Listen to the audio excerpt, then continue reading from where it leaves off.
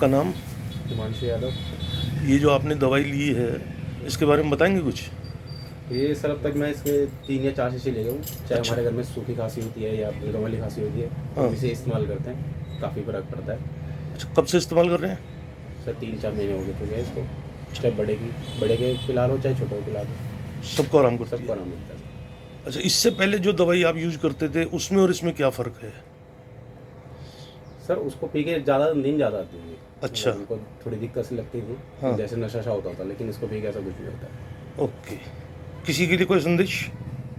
ये सर अपना विदेशी अपनाइए, स्वदेशी अपनाइए।